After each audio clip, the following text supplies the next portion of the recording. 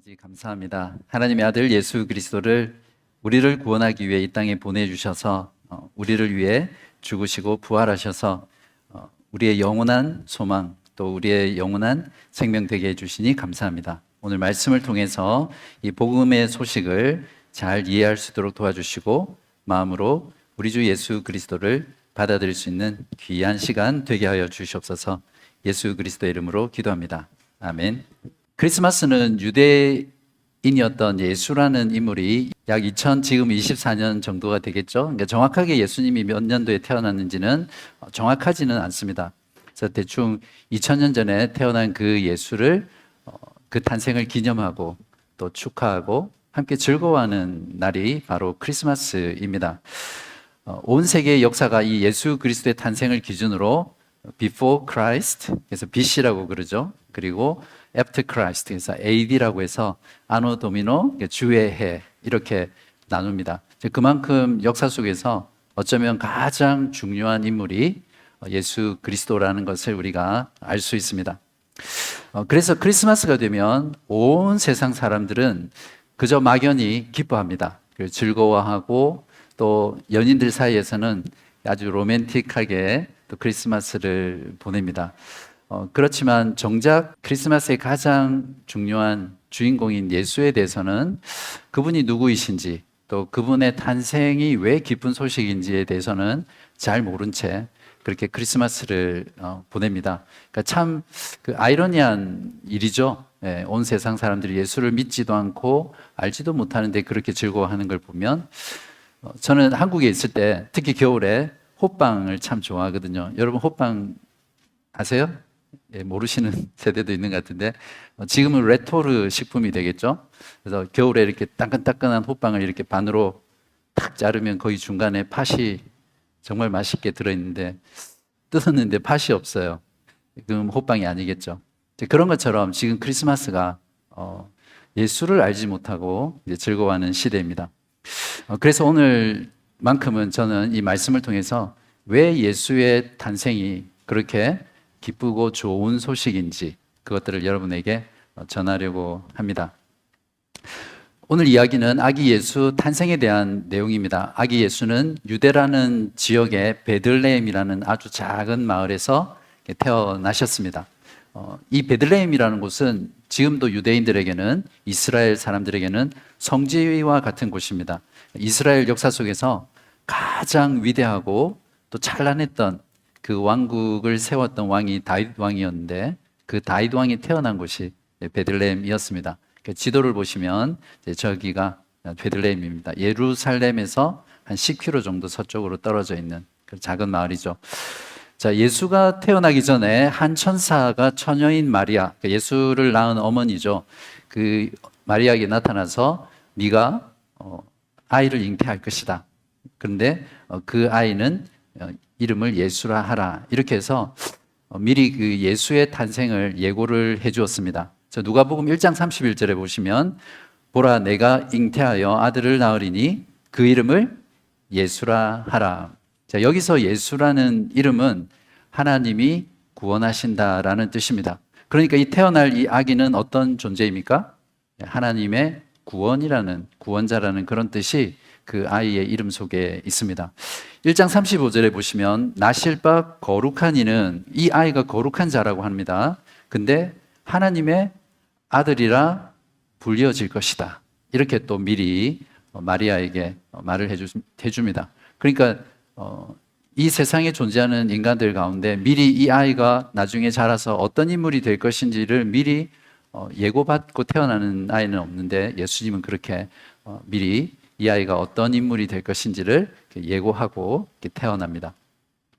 그래서 천사의 예고대로 아기 예수는 베들레헴이라는 마을에 태어나셨습니다. 근데 이 아기 예수의 탄생이 오늘 본문에도 보시면 알겠지만 천사가 고지한 것과는 너무나 다른 모습이었어요. 그러니까 하나님의 구원자, 거룩하니 또 하나님의 아들이라고 예고받았는데 예수님이 태어난 곳은 어디입니까? 가축을 키우는 가축장입니다. 어떤 사람은 마곡간이다 이렇게 표현하기도 하죠. 근데 그 가축을 키우는 그 사육장 안에 그것도 가축이 먹는 여물통, 이제 구유라고 하기도 하고 쉬운 말로 사료통입니다. 예수님이 그 사료통 안에서 태어나셨습니다. 아무리 가난해도 이렇게 비참하게 태어난 아기는 없을 겁니다. 혹시 여러분이 아는 아기 중에 가축 사료통에서 태어난 아기에 대해서 아시는 분 계세요? 아마 없을 겁니다. 이제 그렇게 하나님의 아들 구원자 예수는 정말 비참한 모습으로 우리 가운데 오셨습니다. 하나님의 구원자 또 하나님의 아들의 탄생이라면 우리의 생각에는 사람들의 환영, 환호를 받으면서 공개적으로 빛과 번쩍하게 화려하게 궁궐이라든지 또 귀족의 집에서 태어나야 하는데 예수님은 우리의 기대와 또 그분의 예고와는 너무나 다른 모습으로 우리에게 오셨습니다. 그런데 그때 하나님이 보낸 한 천사가 밤에 밖에서 양을 지키던 목자들에게 나타나셔서 지금 너희 동네 즉 베들레헴에 예수가 나셨다라는 이 소식을 전하려고 나타납니다. 10절에 보시면 내가 온 백성에게 미칠 큰 기쁨의 좋은 소식을 너희에게 전하노라. 어떤 소식입니까? 소식은 소식인데 좋은 소식입니다. 근데 그냥 좋은 소식이 아니라 큰 기쁨의 좋은 소식입니다. 자, 이렇게 운을 띄운 뒤에 그 기쁨의 소식이 무엇인지 가르쳐 주는데요. 11절입니다. 오늘 다윗의 동네에 너희를 위하여 구주가 나셨으니 곧 그리스도 주시니라. 구주가 나신 것이 큰 기쁨의 좋은 소식이다. 이렇게 말합니다. 여기서 구주라는 단어는 영어로 Savior이라는 단어인데요. 말 그대로 구원자라는 단어입니다. 천사가 이 구주를 이어서 곧 구주 곧 그리스도 주시다. 아까 전도사님께서 아이들한테 그리스도는 누구라고 했습니까? 안 들으셨나 봐요.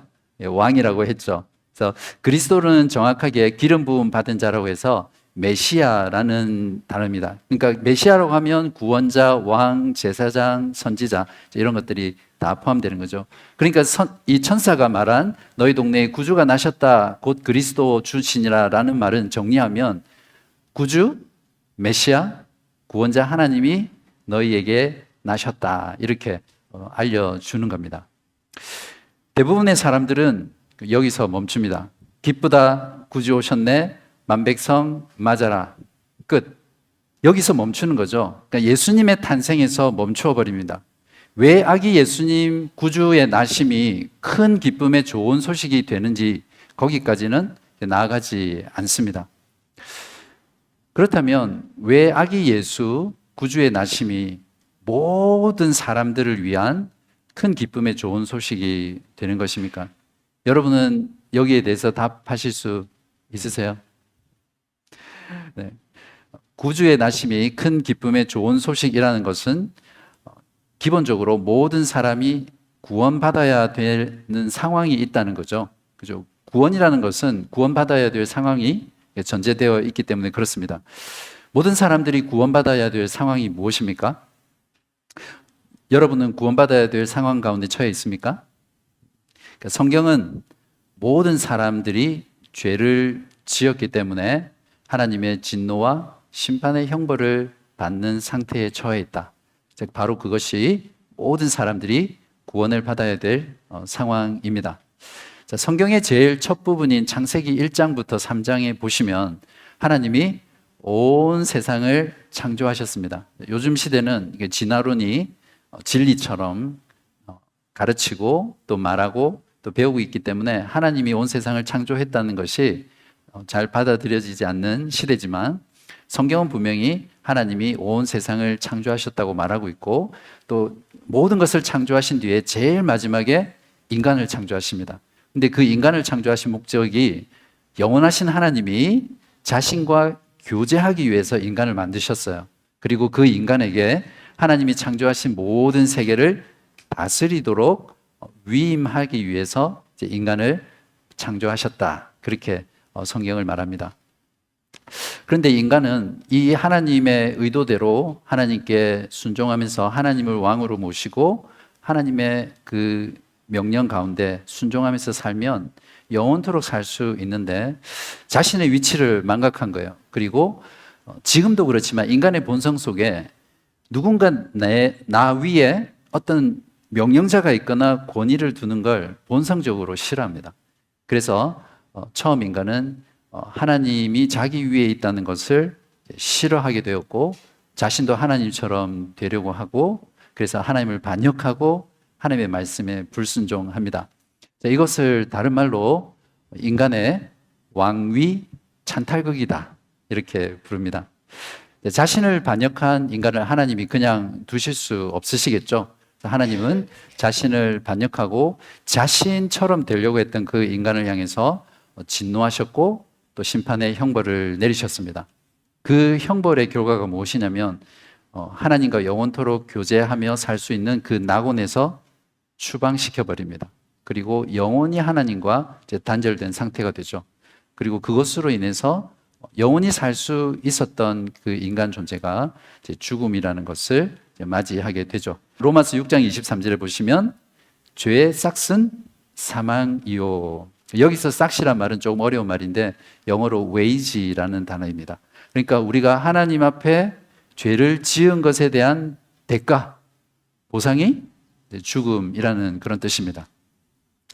자, 성경은 하나님을 믿지 않고 하나님의 말씀에 순종하지 않는 것을 죄라고 규정합니다. 그래서 이 세상에는 이 기준에 따르면 단 한 사람도 하나님 앞에서 죄인이 아닌 사람은 없습니다. 그래서 모든 사람은 죽는 것이고요. 하나님의 진노와 심판 아래 처해 있는 상황입니다. 여기서 죽음이란 그냥 단순히 모든 사람이 겪는 육체적인 죽음을 말하지 않습니다. 여기서 죽음이라는 것은 영원한 죽음을 말하거든요. 성경에서 말하는 죽음이라는 것은 살아계신 하나님, 생명의 근원 되신 그 하나님과 단절된 그 상태를 죽음이라고 합니다. 그래서 바로 그 단절로 인해서 하나님으로부터 소외되고 영원한 고통과 또 죽음 가운데 영원토록 살아가는 그것을 죽음이라고 합니다. 자, 이것을 성경은 무엇이라고 두 자로 표현합니까? 네. 지옥. 예.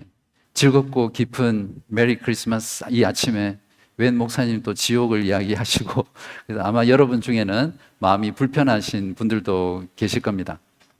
아닙니다. 이것이 모든 인간이 처해 있는 실제적인 현실이고요. 우리가 마주해야 될 영적인 실제입니다. 이런 절망적인 상황에서 구원받으려면 하나님께 지은 죄의 문제를 반드시 해결해야 합니다. 만약에 누군가 이 죄의 문제를 해결하지 않고 죽게 되면 하나님의 그 진노와 심판의 형벌 아래에서 죽었기 때문에 그 형벌대로 영원한 고통과 영원한 죽음 가운데 처해집니다. 만약에 하나님이 없다, 또 죽음 이후에 세계가 없다, 그냥 죽으면 끝, 요즘 사람들이 생각하는 것처럼 그렇다면 상관없습니다. 오늘 제가 드리는 이 말씀이 전혀 중요하지 않습니다. 그렇지만 여러분은 정말 하나님이 존재하지 않으시고 또 죽음 이후에 어떤 세계도 없다, 그렇게 믿으세요? 확신하세요? 그렇다면 어떻게 여러분은 그 없다는 믿음을 증명할 수 있습니까?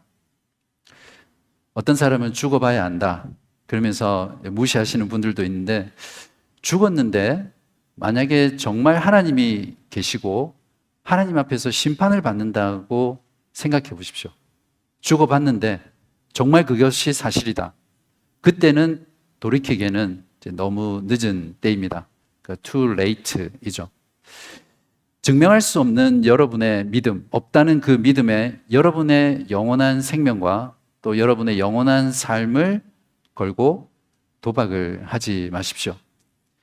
하나님이 계시다는 것, 또 사람이 죽은 뒤에 또 다른 세계가 있다는 것, 이걸 내세라고도 하기도 하는데 이 사실은 모든 인간의 의식, 또 무의식, 그리고 DNA에 내재되어 있는 지식입니다.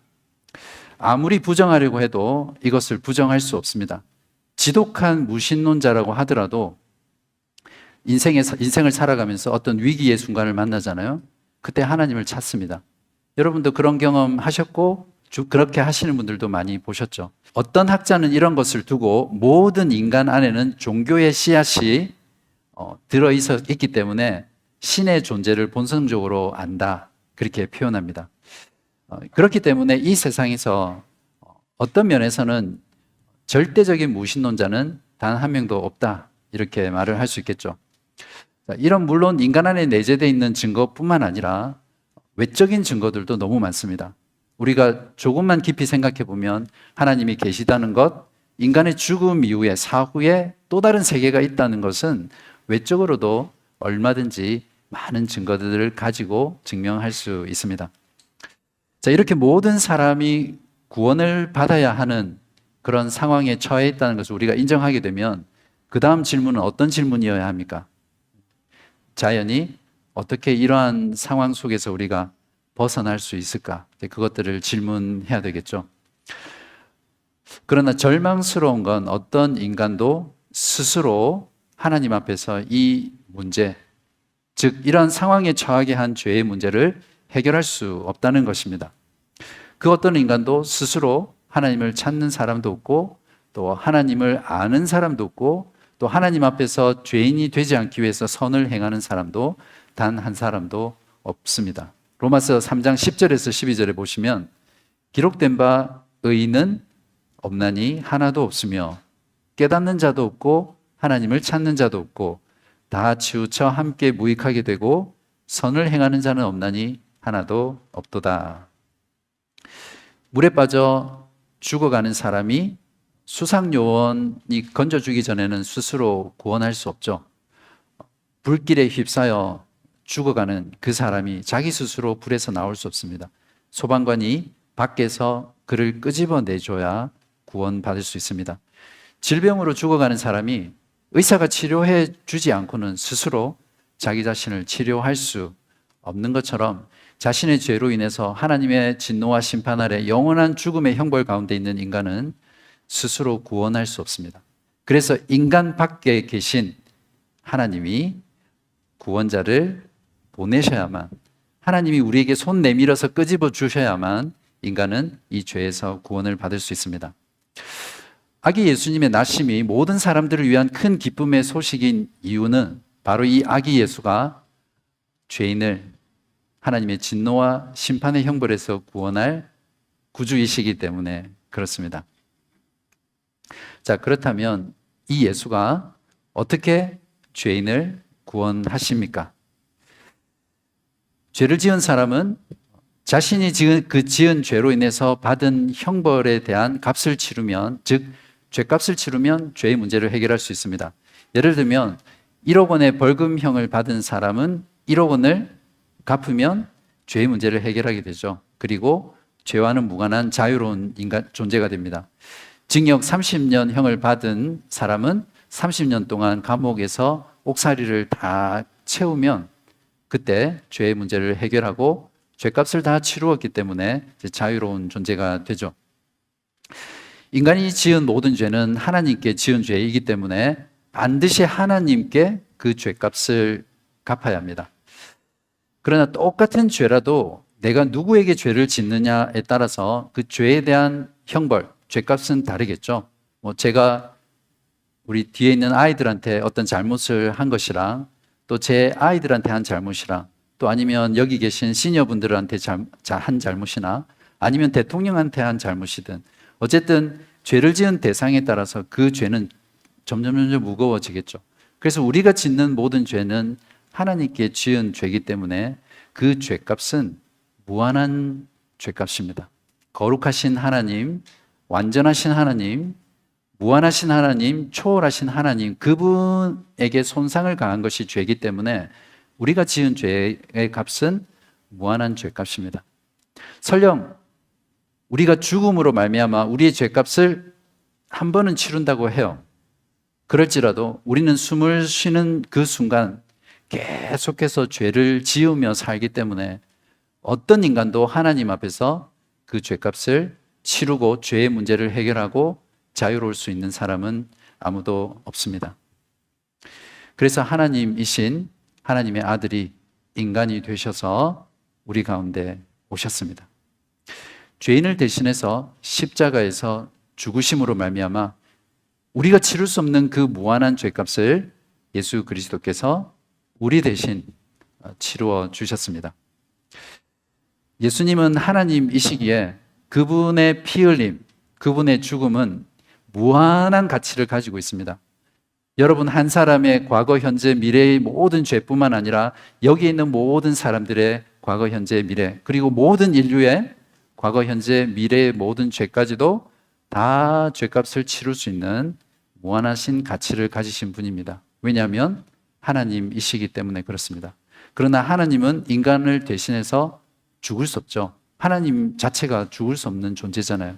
그래서 그 하나님이 인간이 되셔서 낮고 천하고 비천한 그런 모습으로 말구유에서 태어나셔서 십자가 위에서 인간이 되셔서 인간으로 우리의 모든 죄값을 대신 치르셨습니다.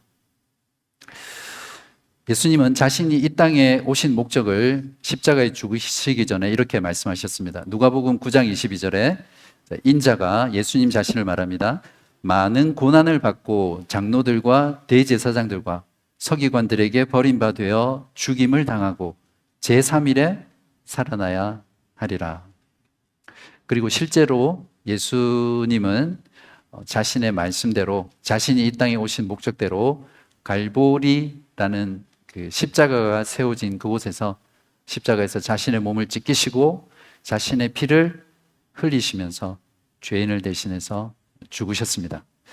바로 그분의 고난과 죽음으로 우리가 살게 된 것입니다. 이사야 53장 5절에서 6절, 예수님 이전에 700년 전에 선지자가 예수님의 그 십자가의 죽음을 예언하면서 그 십자가의 죽음이 어떤 의미인지 말씀했던 내용입니다. 그가 찔림은 우리의 허물 때문이요 그가 상함은 우리의 죄악 때문이라. 그가 징계를 받음으로 우리는 평화를 누리고 그가 채찍에 맞음으로 우리는 나음을 받았도다. 우리는 다 양 같아서 그릇 행하여 각기 제 길로 갔거늘 여호와께서는 우리 모두의 죄악을 그에게 담당시키셨도다. 이제 예수께서 죄인을 대신해 모든 죄값을 자신의 죽음으로 치르셨기에 예수 그리스도 그분을 믿고 그분을 의지하는 모든 사람에게는 이제 더 이상 하나님께 갚아야 될 죄가 하나도 남아있지 않습니다.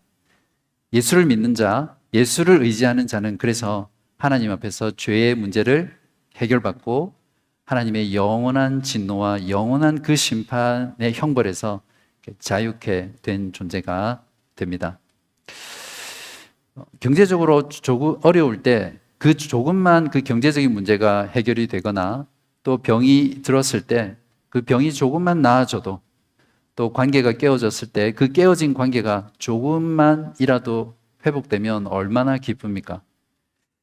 하물며 영원한 하나님의 진노와 심판 아래에 있던 우리들이 나를 위해 십자가에서 죽으신 그분의 사랑으로 인해서 그분의 죽으심으로 인해서 모든 죽음에서 해방되고 자유롭게 되었다는 이 소식이 얼마나 큰 기쁨의 좋은 소식이겠습니까?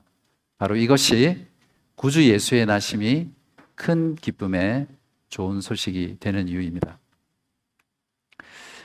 이제 큰 기쁨의 좋은 소식을 들은 저와 여러분은 어떻게 반응해야 됩니까? 말씀드렸듯이 죄인을 구원하시기 위해 이 땅에 오신 예수 그리스도를 여러분의 마음속에 모셔드리면 됩니다. 영접하시면 됩니다. 그분을 믿고 그분의 죽음과 그분의 부활에 의지하시면 됩니다. 그러면 여러분의 모든 죄의 문제를 해결함 받고 하나님 앞에 여러분이 지은 모든 죄값, 여러분의 과거, 현재, 또 미래의 모든 죄값을 그분이 다 치르셨기에 여러분은 하나님 앞에서 온전한 자가 되었고 끊어졌던 그 하나님과의 관계가 다시 화목하게 되어서 이제는 하나님과 영원한 교제를 할 수 있고 또 영원한 생명을 얻게 됩니다. 로마서 5장 10절에 곧 우리가 원수 되었을 때에 그의 아들의 죽으심으로 말미암아 하나님과 화목하게 되었은즉 화목하게 된 자로서는 더욱 그의 살아나심으로 말미암아 구원을 받을 것이니라. 성탄절이 되면 사람들은 심지어 수많은 기독교인들조차 아기 예수의 그 탄생 스토리에만 집중을 합니다. 캐롤송의 가사도 가만히 보시면 대부분 베들레헴 아기 예수의 탄생에 집중하고 있습니다. 그러나 성탄절의 참된 메시지는 예수의 탄생에서 머물면 안 됩니다. 거기서 끝나면 안 됩니다. 더 나아가서 갈보리 십자가까지 반드시 나아가야 합니다. 죄인을 위해서 고난받으시고 십자가에서 죽임당하신 그 갈보리까지 가야만 그것이 참된 기독교의 메시지입니다. 베들레헴에서 시작해서 갈보리까지 가야 합니다. 그것이 기독교의 진정한 메시지이고요. 여러분에게 큰 기쁨의 좋은 소식이 되는 복음의 말씀입니다. 사랑하는 여러분, 이제 아기 예수의 탄생인 구주의 나심이 왜 큰 기쁨의 좋은 소식인지 대답하실 수 있으시겠죠? 확인하는 의미에서 우리 옆에 있는 분이랑 한번 대답해 보십시오. 왜 구주의 나심이 큰 기쁨의 좋은 소식이 되는지. 옆에 없는 분은 그냥 이따 생각하고 한번 스스로 말해 보십시오. 여러분, 이 사실을 꼭 알고 돌아가셔야 됩니다. 네, 온 세상이 예수 탄생의 의미를 알지 못한 채 축제를 보내는 오늘, 적어도 저와 여러분은 예수님의 탄생이 왜 큰 기쁨의 좋은 소식이 되는지 알고 그 의미를 알고 오늘 성탄절을 기쁘고 즐겁고 또 다른 사람을 사랑하고 배려하면서 보내는 그런 여러분 되시기를 간절히 바랍니다. 마지막으로 구주 예수 그리스도가 나셨다는 이 놀라운 소식을 천사들이 전하면서 하늘의 많은 천사들과 함께 하나님을 찬송하는 내용이 누가복음 2장 14절입니다. 우리 이 부분은 우리의 고백을 담아서 또 함께 같이 읽고 말씀을 마치겠습니다. 우리 누가복음 2장 14절 시작. 지극히 높은 곳에서는 하나님께 영광이요 땅에서는 하나님이 기뻐하신 사람들 중에 평화로다. 아멘. 제가 기도하겠습니다. 하늘에 계신 하나님 아버지 감사합니다. 하나님의 아들 예수 그리스도를 이 땅에 구원자로 보내주셔서 감사합니다.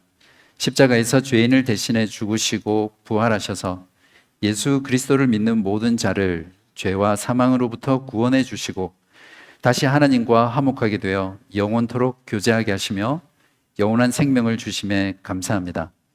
오늘 모든 사람들을 위한 큰 기쁨의 좋은 소식을 전해 들은 여기 모인 모든 사람들이 예수 그리스도를 나의 구주로 영접하게 하시고 온 세상이 크리스마스의 참된 의미와 뜻을 모른 채 축제를 즐기는 오늘 진정으로 아기 예수의 나심을 기뻐하고 즐거워하는 복된 날 되게 하여 주시옵소서.